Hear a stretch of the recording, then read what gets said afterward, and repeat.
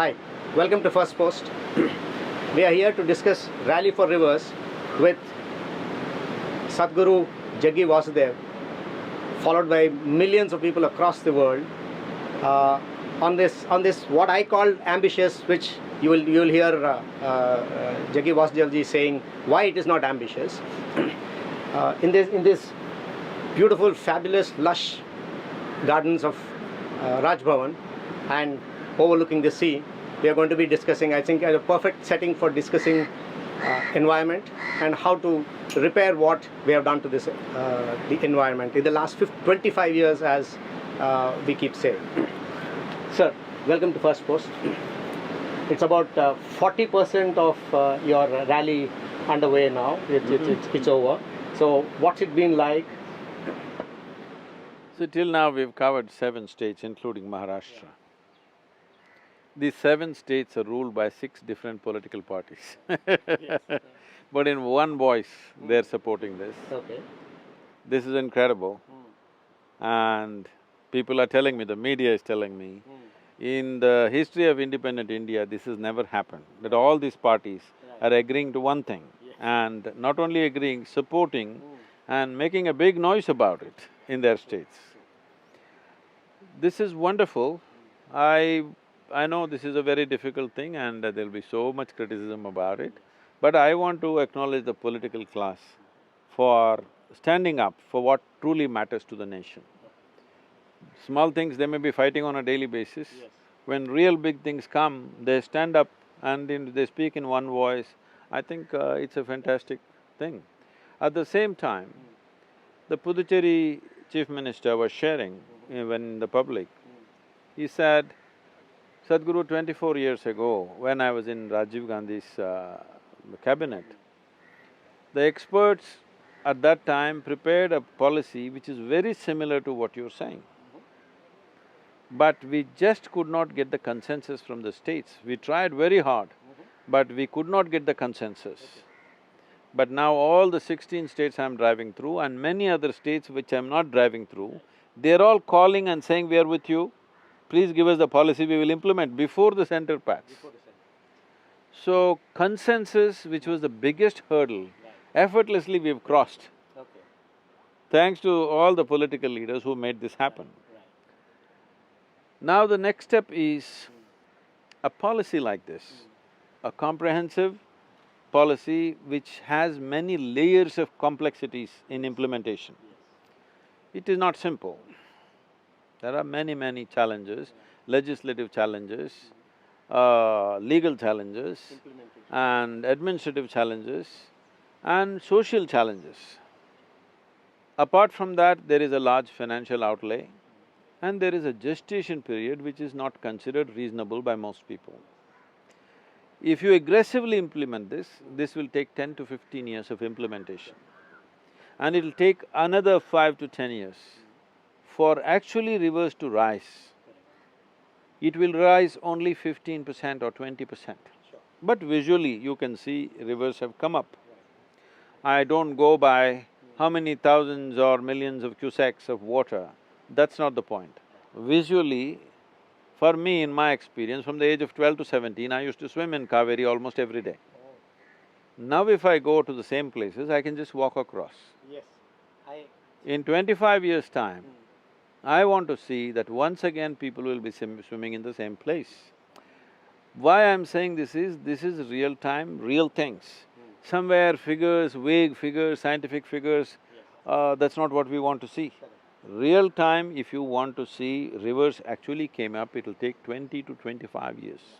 This means 4 to 5 governments would have come and gone by the simple democratic process. So I'm saying such a long gestation period, many complexities in implementation, and it's not an election-winning policy. So who will do it? Unless people of this nation give a clear call that we want this, that we have matured, we are not a freebie generation, we have matured as a citizenry. If you do something that is for the long-term well-being of this nation and the future generations, we are with you. This is what I'm asking them to do with this phone call. I'm saying a minimum of 30 crore calls must come. Why 30 crore is, this is 40% of the electorate. This is the election winning number. So if 40% of the electorate clearly in one voice say, we want you to take long-term steps for the rivers, not ad hoc steps and saying, I'll give you this, I'll give you that. If we say this, a government cannot ignore this. Political will be. Because people tell me, oh, why can't you just talk to the Prime Minister, why all this? They don't understand the complexity of the policy. It is not a simplistic policy. When I talk to the media, I'm talking 1 kilometer. That's not how it is. That is the minimum we are speaking. Depending upon the topographical features and various other soil and other conditions, there are many things to be done, which is very complex. There is much science involved in this. Implementation is not going to be, okay, you pass an order, some collector will do it, it'll not be like that. Experts have to sit on the ground, many things have to be done. This is like a revolution of a different kind, really. Only then this will be fully successful. Otherwise, unfortunately, it may happen in parts. Parts is like it's not a real solution, okay? So, people always think, it's like you want to have a baby, full baby is too much trouble, so have half a baby. You know, Solomon's wisdom. So, it's not going to work like that. So, for this to happen, to push the government to take that full step, which is not necessarily a populistic step, to take that, people must say in one voice, instead of, I'm asking for minimum 30 crore, if you give me 60 crore calls, tell me which government will say no? How can they say no? The sheer power of numbers. Yes. Which is what a democracy. That's what a democracy is. So that's what I'm trying to get. On the way, of course, there is many million, million varieties of situations. We are such a diverse population. Above all, we have too many armchair environmentalists who've never done a thing on the ground, and we have scientists who are knowledgeable, but they're sitting up there. The comments that are coming to me, generally overwhelming support everywhere, but this small voice which we want to hear because they've done work. They've done genuine work, there's no question about it.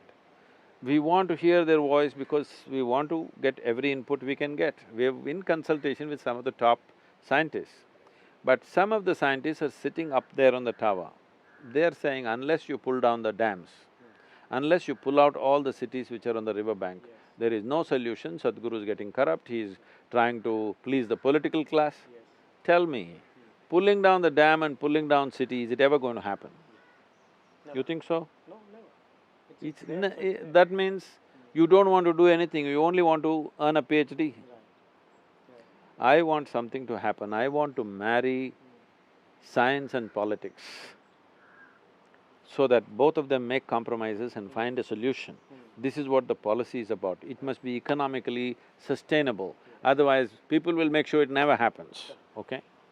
We have many idealistic policies like this which never come onto the ground because we don't take a practical step. So, we're trying to make this as balanced and as practical as possible, at the same time that it will have significant ecological impact. So, in this effort, we're driving through, as you said, 40%. I didn't think of it, that what percentage. I was only thinking the most difficult part of the journey is over because 6 different parties we've covered, all of them full on. The next states we are going are all one party. I think it's an easy run. So, there's a lot to discuss, especially on the marriage of science and politics, you say. I think it's a great phrase. From what you have just said, sounds to me like the politician is not the unwilling bride here. Is it the scientist then? What… the kind of… See, they're like two different religions. It's like getting a Hindu and a Muslim married. So, you're sure you've traveled some distance in answering the scientists' objections to this? Like… See, those scientists who are very academic in nature, they do know many things, which is very important. But at the same time, you can't turn the country into a rainforest once again.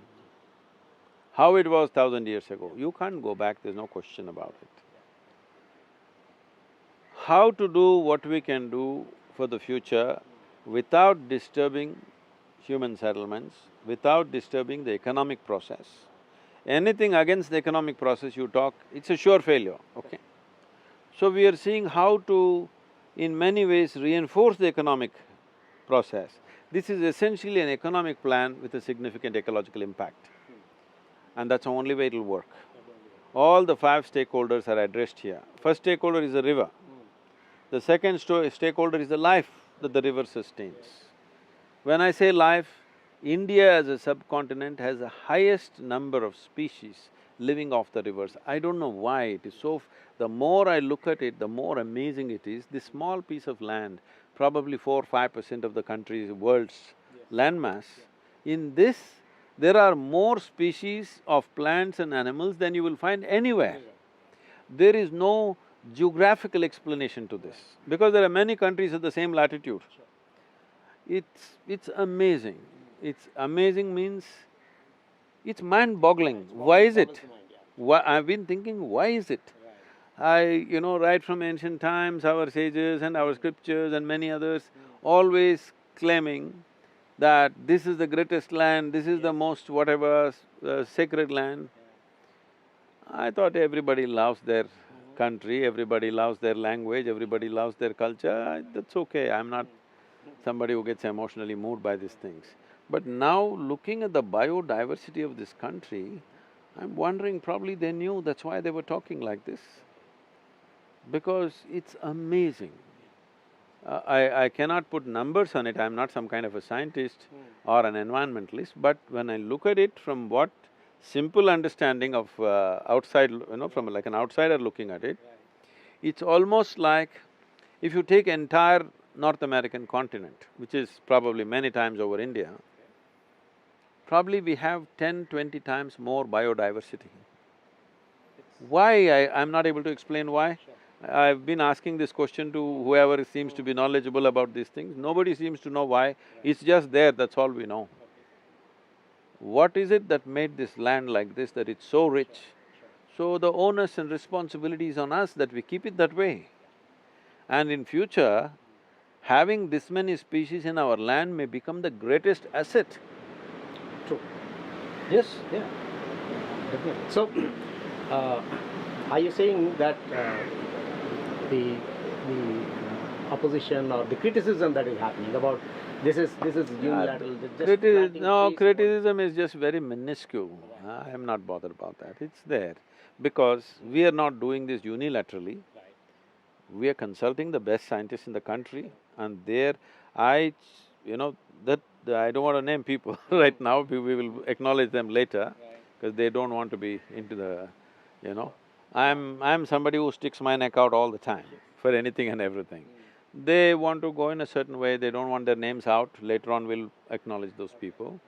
The top water experts in the country, I sat with them and said, I don't know any of your science, nor am I an environmentalist. But I'm somebody who's engaged with life right from my very early childhood. I don't go anywhere without being involved with what's around me, so I pay attention. In my attention and my simple sense, this is how I see it, and I explain to them in about 2 hours' time what this policy means. Then I asked, is the science with me? They said in one voice, Sadhguru, science is 100% with you. Can you get the politics? So that's when I said, I'll get them married, don't worry. Okay, so when was this? When this germ of an idea, when was it? See, I've been engaged with mountains, forests and rivers right from my childhood. When I say engaged and involved, not as seeing it as a resource or a natural beauty, not in that sense. I lived there and I've always experienced these things. These situations of being in jungles and floating down the rivers, this always made me more about how insignificant a life I am. That tomorrow if I drown in this river, everything goes on fine. People like you and me come and go. in millions. But the rivers and forests have lived for millions of years and lived on. But that's come to a threat now. It may not flow, many of them are not flowing. So last 25 years I've been watching this depleting. So about 22 years ago we started this project Green Hands. With that we planted over 32 million trees now. It has increased the green cover in Tamil Nadu. Well, we've changed the culture in many ways, people have become much more conscious, it spawned hundreds of other organizations which are doing similar work, which is wonderful. But in the last 7-8 years, I'm seeing the drop in the river waters is so steep, alarmingly steep in the last 7 years. I don't have 100% explanation why it's suddenly going like this. I think in my mind, out of simple common sense I'm saying, I think it's because the bore wells are sinking over 1,500 feet. I think directly these aquifers are just sucking out the river water and going into the bore wells. And unfortunately, many NGOs and others have dug up rivers. They've dug up rivers like canals. I heard you say that. This is murder of the river, you know. This is to please the local farmer. But after some time, neither the farmer will benefit nor the river will benefit, nothing will benefit. So, maybe it is because of that, or maybe there are other factors. Maybe there's not enough vegetation, so the water is not getting in, everything is just going as a flood, whatever the factor. Last 7-8 years, the steep is very alarming. I've been watching with some, consternation. But I try to encourage other people to do this because I didn't want to get into this. My fundamental work is spiritual. These are things when they irritate me beyond a point, I get into action So I try to encourage other people who are involved in this type of work, but then I saw nobody seems to have a breadth of understanding. And if they have understanding, they're not practical people. Being practical is very important because otherwise we will talk great things and do nothing. So, I jumped into it, I got everybody into it, the entire foundation. 3 months, all Isha Foundation's activities stand still. Yes, millions of people are on the job. They're all standing out on the street from morning to evening doing rally for rivers. It's been an incredible run till now, and I'm sure things are only going to build up. But just building up this momentum is not the goal. The goal is the government should feel confident that they can take such a long-term step and still have people with them. Otherwise, if you do not make an elected government comfortable, it's not going to happen, I'm very sure about that. So you mentioned somewhere that there is a problem for every solution in India. I didn't say there's a problem, there are people who have become experts in finding a problem in every solution. Right, okay, fine. I stand corrected. So, in that sense, there is this directly, it must have irritated you enough, but I'll ask you the question nonetheless, that the vehicle you're driving is producing so much poisonous gases. Anyway, they got the basic arithmetic wrong. Yes, I would want to hear that. So, this is about people who have a squint. I want them also to make the missed call, but let me tell you, the vehicle I'm driving, is it legal? It is. Mercedes openly advertises, the G-Wagon that I'm driving, Mercedes openly advertises it. It's a legal vehicle cleared by the Government of India. It is a Euro 5 emission standards, it's the highest emission standard on the planet. On the planet, yes. Only thing is, some people think their opinion is more important than the law of the land. This is what I want to change. This is what I want to change even with the environment. Your opinion is never above the law of the land. If you think the law is not meeting all the aspects, you must strive to change the law, which is what I'm trying to do.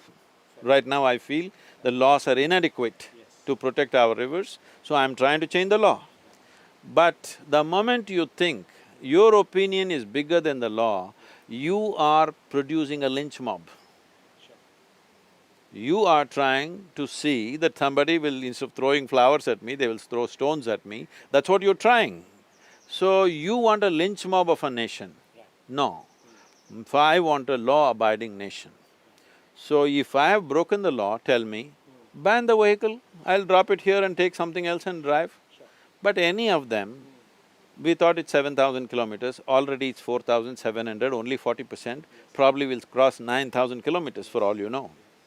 9,000 kilometers in 30 days. Every day I am doing a minimum of 10 to 12 interviews and meetings and on the road, stopping wherever people want me to stop, this.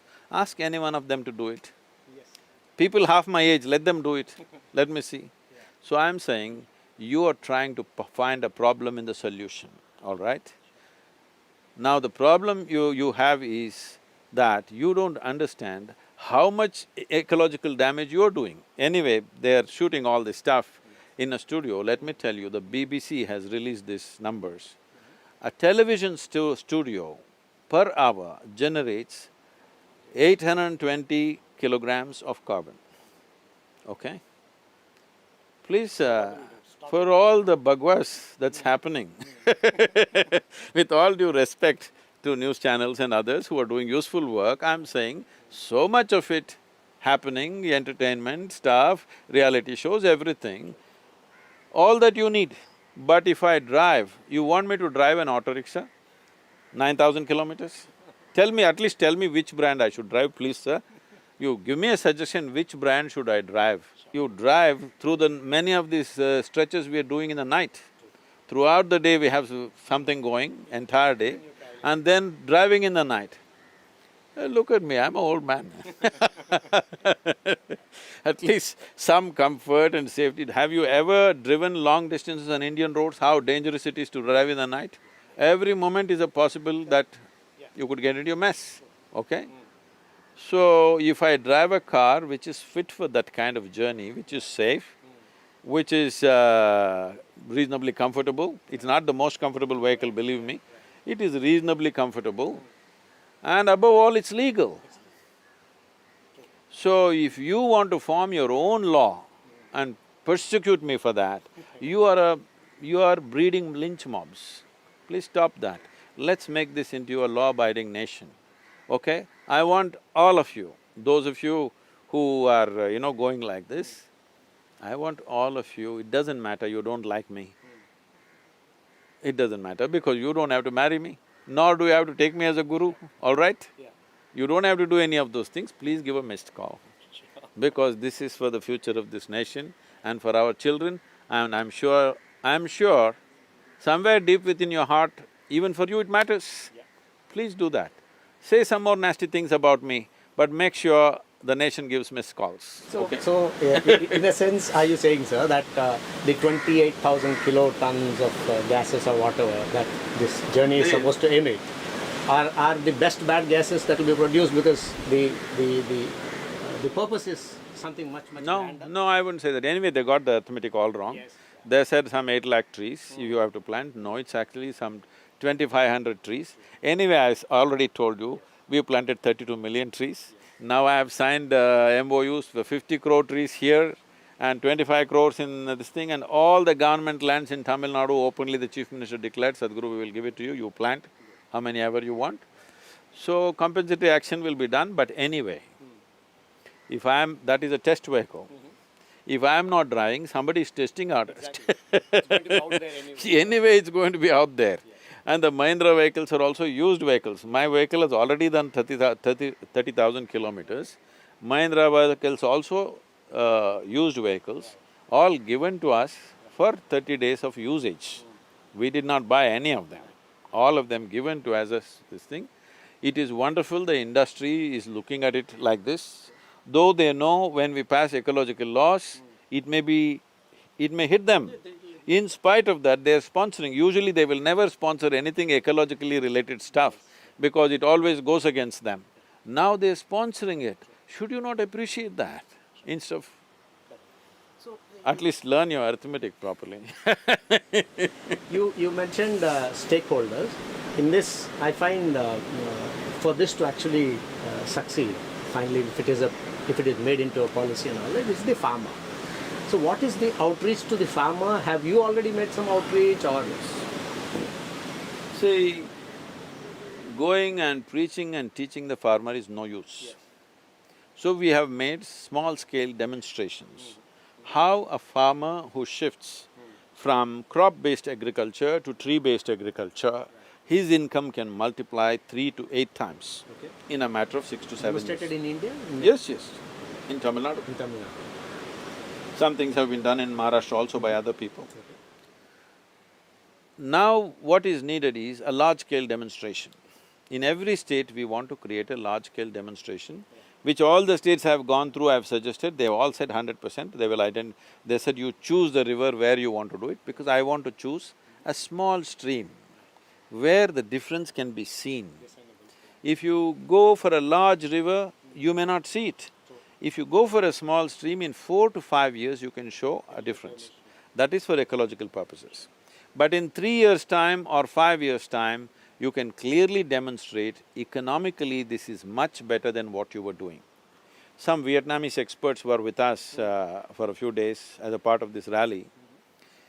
In their country, the farmers who shifted from paddy cultivation to fruit cultivation, their incomes went up by 20 times, 2000%. We were amazed, we said, how did you guys do this? They're laughing at us. They said, 22 years ago, we all came to Indian universities, agriculture universities, we studied there, we came here and implemented what we learned. You guys have all earned PhDs. This is exactly their words I'm telling you, yes. So, all the knowledge is sitting there, but in this country, everything is sitting in silos. Now we need an agency or an authority which will take this knowledge and technologies which are there to the ground. Our farmers are still irrigating the lands as they did 1,000 years ago, and they think it's their right. In Telangana and other places they were saying, because 9 hours in the night is when they're getting the power, when the other load is less, they're getting in the night. All of them have automatic turn-on things. So everybody's farm, it's automatic on, 9 hours simply water runs, okay, because they'll sleep. Yes. So things like this are happening. 84% of water usage in the country is agriculture. In many other countries, for the similar crops that we are growing, their yields are much higher, but the water that they're using is 10 to 20% of the water we are using.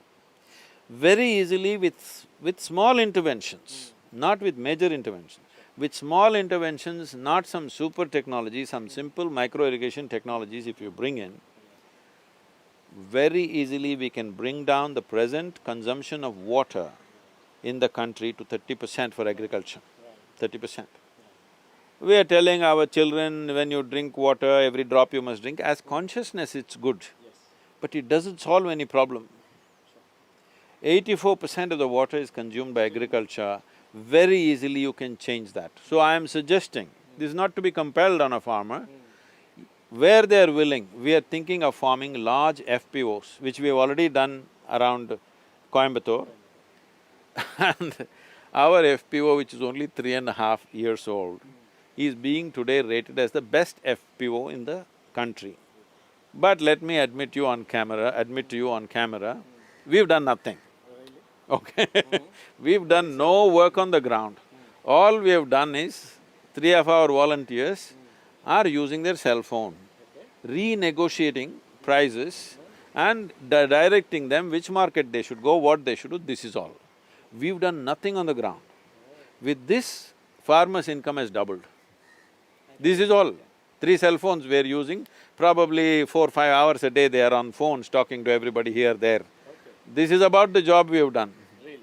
On the ground if we work, which we want to do now, we can further multiply their income if you do the right things on the ground. No work on the ground, we've doubled the income of the farmer. So we want to form large-scale FPOs. Let's say 1,000 farmers come together and they own 10,000 acres, I'm just shooting the numbers, okay? 10,000 acres are here, a river is flowing here. Now government should give access to the river water. Now each farmer puts one bore well. In 10 acres he puts 4 or 5 bore wells. I met a farmer very close to our place. 3.5 acres he has, a 27-year-old farmer. I'm asking, what do you do for your water? It's a rich place, it's a fertile land. He's put 9 bore wells in 3.5 acres of land. 9 bore wells will cost 1 crore rupees. When is he going to earn this money? Either he has to leave town, sell the land, or hang himself. This all the option… he's driving himself into it. Because people are advising, borewell companies are saying, one more borewell you will get water, one more you will get water. It's like gambling, they're just hitting it. Borewells and irrigation systems are the most expensive part of farming. And also digging deeper into distress. Yes, once they get into this kind of loan, he is not going to be out in his life this 1 crore rupees. I don't know if it's from the banks or the private loan agencies. So somebody will come and take his land or somebody will harass him to death. One of these things will happen. So what I'm saying is 10,000 acres. We want this to be outsourced, irrigation to be outsourced, because there are companies which are already doing and ready to do, but there is so much emotion about it. Oh, you let somebody on your land, this will happen, that'll happen. So just outsourcing, clear-cut laws that they'll never have rights over the land. But the farmer has to keep his commitment that if his contract is signed for 10 years, 10 years they're there for sure, he can't break that either. We are looking at legal experts to form law, framework like this, legal framework like this, that outsource the water irrigation. Then, just to give an example, see in Karnataka, I have been doing farming in the past. I was getting around 210 nuts per coconut tree. I know farmers who are getting over 250 nuts per tree. In Tamil Nadu, the average is 110 nuts. In Kerala, it's 80 nuts, okay? Because in Tamil Nadu and Kerala, they largely flood irrigate. Coconut trees don't like it. They just need 80 to 90 liters per day. If it's rainy season and it's reasonably soil is wet, 25–30 liters per day. I'm saying if a company is pumping and it costs money for them to pump, they will just do the right thing. When the yield comes, you have to share in percentage or you must give a fixed fee per acre so much, whatever we arrive at. Now the company irrigates for you, farmer's life becomes easy. Whatever you're growing, you have to go to your farm only 60 days to 65 days in a year. Rest of the time you can do some allied industry, value addition, some other business, you can do something else. Farmer's income will multiply in that also, not just in the farm. Very easily the farm yields will multiply because fertilization also will happen through this irrigation system. And it'll happen efficiently. They will hire qualified people to do this job. And water, you will bring it down to 25 to 30% of what is being used right now. And this is the solution for the future. But there is so much emotion about it. Oh, my land, if somebody comes and irrigates. Also privatization, many people who will say privatization, that's the best way to… See, that is the whole problem. Yeah. They don't understand, we have taken a step away from communism and socialism. We have decided we will go the commercial way. Every day if you want to take a backward step, there are a whole lot of people who are stuck in socialism.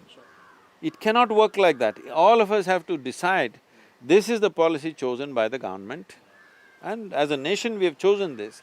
Once we choose something, going on debating whether it's good, it's like you got married 25 years later, you're still debating, is this the right girl, is stupid. Whoever you married, you put your heart and soul into it, something will happen. That's how life happens. So once we have chosen a system, you don't go on debating which is the best system. No system is good if you ask me, okay? But you can make every system work. There will always be a flip side to everything, but you can minimize the flip side and do the best that you can do. Every day you take a forward step, somebody wants to take a backward step. This should go and we must understand, this is not a joke because 300 million people are still not even eating.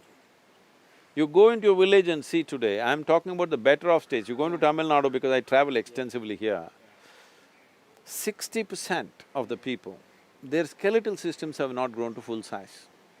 And most urban people think, oh, that's how villagers are like that only, small there. You need to understand the man did not eat properly from day one. We are producing an entirely substandard humanity.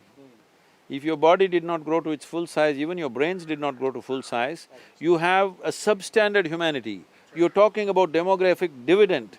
Where is the dividend? Only if you produce quality human beings, full body, full brain and some skill, then it's a dividend. Otherwise, where is the dividend? It's a drag, yeah. So, considering that politics especially, politicians especially are petrified of pushback from farmers, and that limits them from doing various things that they may want to do. So how do you think this entire grand plan, how will you align the That is farmers? See, 25% of the land is in the government hands. Okay, This to begin itself is 4 to 5 years of work. Oh. Full scale if you Okay, go. so start there.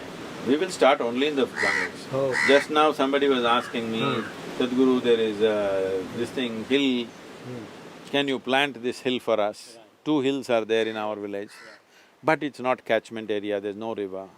I said, every square inch of land is catchment area.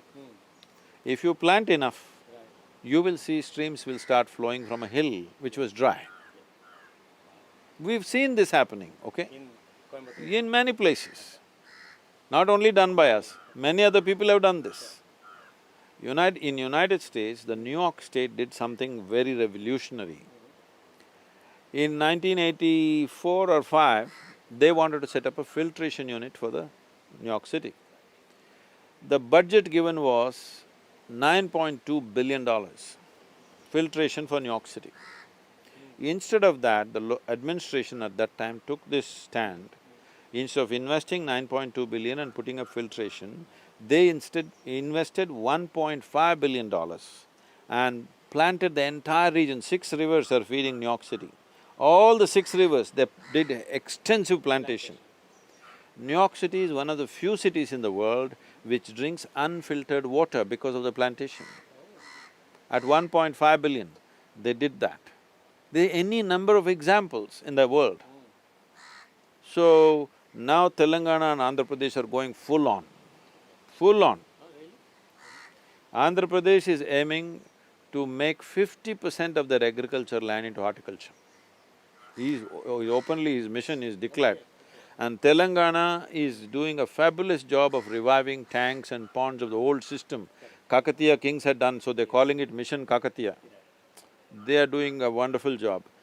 Other states just have to emulate. I'm saying policy will come so that deviants can be handled.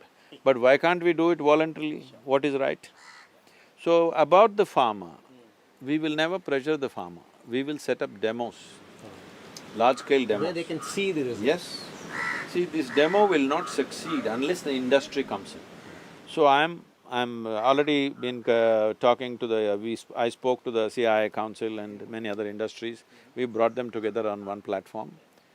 First the industry must invest, then the farmer invests. Right now farmer invests, if the produce is good, then the industry comes, if it comes, otherwise they don't come for whatever reasons. First industry must invest. After that farmer will invest. A guaranteed buyback cold storage, you will be amazed. See, these are things that must be told. Unfortunately, our media doesn't focus on positive things in a big way. You know, daily politics they handle.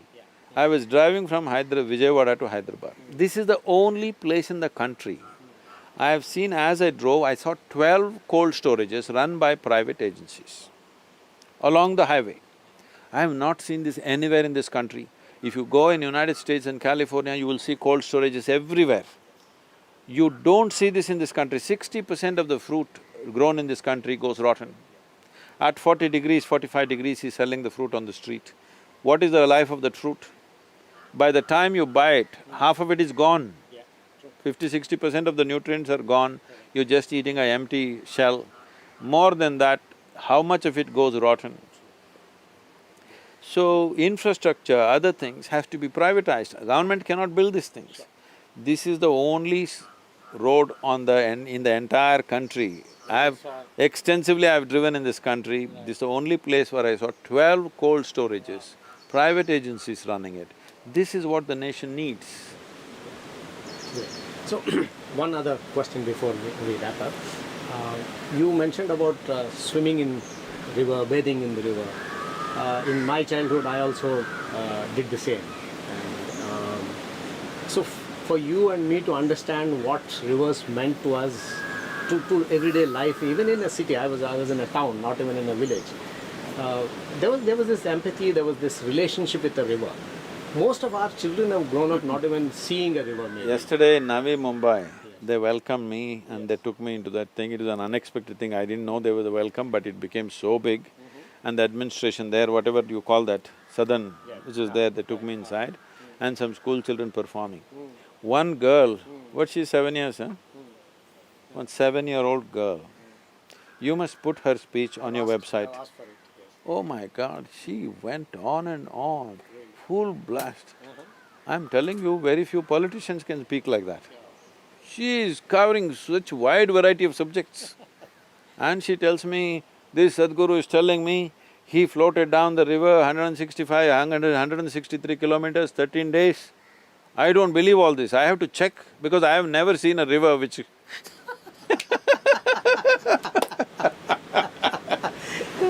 This is, that girl's wisdom.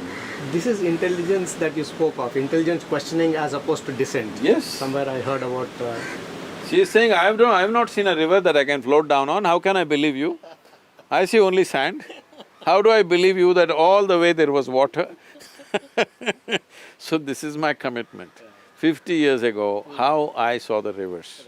In the next 25 years, we have to get it there. Please, everybody get together, whoever you are. So you're hopeful that you will be able to send this message across, make this generation also aware of what they are facing? Yes, there's a phenomenal response across the country. And irrespective of who they are, from school children to celebrities, from simple farmers to tall leaders, just about everybody is supporting it in a huge way. But I want to make sure a large percentage, at least 60% are voting when it comes to the actual voting. But I want more than that because you don't have to go to your booth, it's just your phone. And after all, you love your phone more than anybody on the planet. So please use the phone and make sure you express your responsibility for this country and the future generations. This much everybody must do. Thank you. Thank you so much.